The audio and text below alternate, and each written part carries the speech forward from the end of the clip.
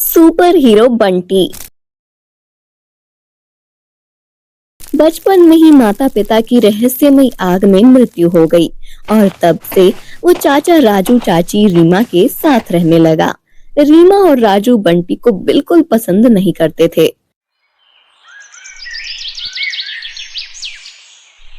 फिर एक दिन, अब कितने दिन इस बंटी को झेलना पड़ेगा, समझ नहीं आ रहा है। हर वक्त उसका रोना धोना और सीधा मुंह लटकाए घूमना। कुछ ही दिनों की बात है रीमा, फिर भैया भाभी की जो जमीन है सब हमारे नाम हो जाएगी। उसके बाद इस बंटी को तो ऐसे बाहर निकालेंगे जैसे पुराने कपड़े निकाल देते हैं। हाँ जी, मैं भी इसी सोच से बर्दाश्त कर रही हूँ, वरना इस लड़के का चेहरा भी नहीं देखना चाहती। सुबह से कह रही हूँ जंगल से लकड़ियां ला, लेकिन सुनता ही नहीं है। इतने में बंटी घर में घबराया सा आता है। कहाँ मर गया था तू सारा दिन? तुझे सुबह से बोल रही थी लकड़ियां लाने को, तेरे कान में बात जाती ही नहीं है क्या? चाची, मैं तो खेत में था, चाचा ने ही बोला था खेत में काम करने को।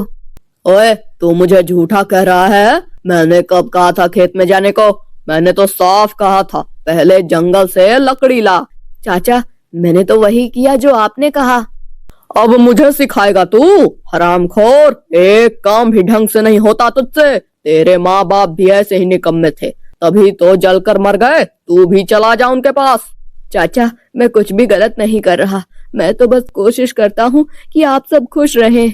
बस कर अपनी घड़ियाली बातें। आज रात घर के बाहर रहेगा तू, और अगर किसी से एक शब्द भी कहा ना तो जान से मार दूंगा। राजू बंटी को धक्का देकर बाहर निकाल देता है और दरवाजा बंद कर देता है। बंटी चलते चलते अंधेरे जंगल की ओर निकल जाता है। एक बड़ा पुराना पीपल का पेड़ आता है, वहां बंटी बैठ जाता है और फूट फूट कर रोता है। काश आप लोग मुझे अपने साथ ले जाते, अब इस दुनिया में कुछ भी अच्छा नहीं बचा है। तभी एक तेज हवा चलती है और उसके सामने एक तेज रोशनी में एक साधु प्रकट होते हैं। बेटा, क्यों रो रहा है तुम? महाराज, मेरे माँ पिताजी अब इस दुनिया में नहीं है। मुझे चाचा चाची हर दिन ताने देते मारते हैं। मैं अब नहीं जीना चाहता। नहीं बेटा, ऐसा मत सोचो। तुम्हारे माँ बाप कोई साधारण इंसान नहीं थे, वो दोनों इस संसार के रक्षक थे, सुपर हीरो थे।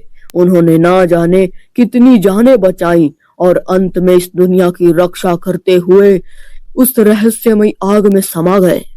क्या सच में मेरे माँ पिताजी सुपर हीरो थे? हाँ बेटा, और उन्होंने मरने से पहले अपनी सारी शक्तियां मेरे पास छोड़ दी थी। उनकी आखिरी इच्छा थी कि जब उनका बेटा बड़ा हो तो मैं वो शक्तियां उसे सौंप दूं। अब वो समय आ गया है, अब तुम सिर्फ बंटी नहीं रहे।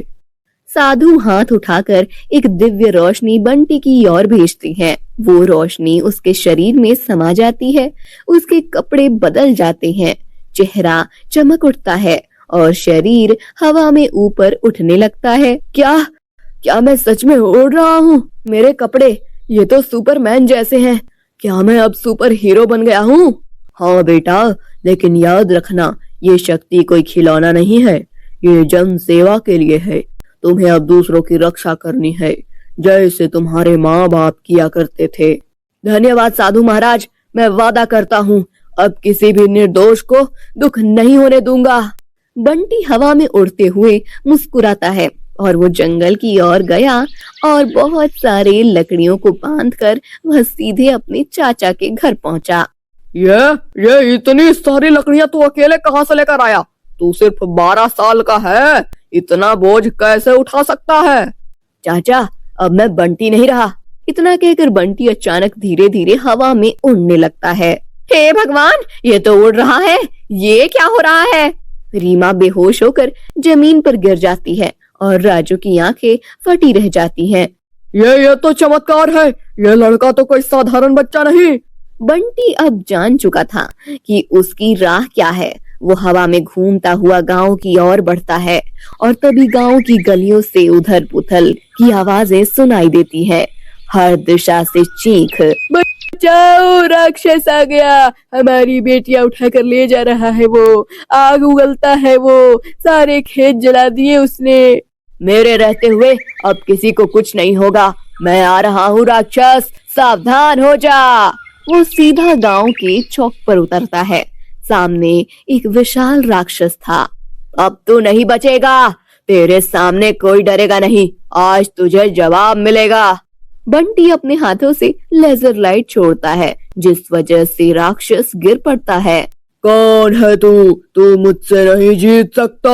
मैं आग हूँ, मैं विनाश हूँ, और मैं न्याय हूँ, मैं रक्षक हूँ, मैं सुपर हीरो बंटी हूँ, उसी का बेटा जिसे तुमने आग में जलाकर मार दिया था। एक के बाद एक घूंसे हवा में उठाकर जमीन पर पटकना, बिजली की रफ्तार से घूमकर हमला करना। राक्षस तिलमिला उठता है, आग उगलने की कोशिश करता है, पर बंटी समय से पहले उसके मुंह को बंद कर देता है। एक आखिरी ताकतवर प्रहार, राक्षस हवा में उछलता है और फिर जमीन से टकराकर जलने लगता है। कुछ ही पलों में वो राख में बदल जाता है। गांव की स्तंभ भीड़ धीरे धीरे तालियों में बदल जाती है। बेटा, तूने तो जान बचा ली, ईश्वर तुझे लंबी उम्र दे। बिल्कुल तुम अपने माता पिता पर गए हो। हम सब सोचते थे तुम भी नहीं रहे, लेकिन सुपर हीरो फिर से वापस आ गए हैं। बच्चे तालियां बजाते हैं। चारों ओर सिर्फ एक ही नाम गूंजता है, super hero Bunty, super hero Bunty. यही तो मेरा रास्ता है। अब जहाँ भी अंधेरा होगा, जहाँ भी अन्याय होगा, वहाँ मेरा नाम लिया जाएगा, वहाँ मैं पहुँच जाऊंगा। तो मेरे प्यारे दोस्तों, कैसी लगी आपको हमारी कहानी?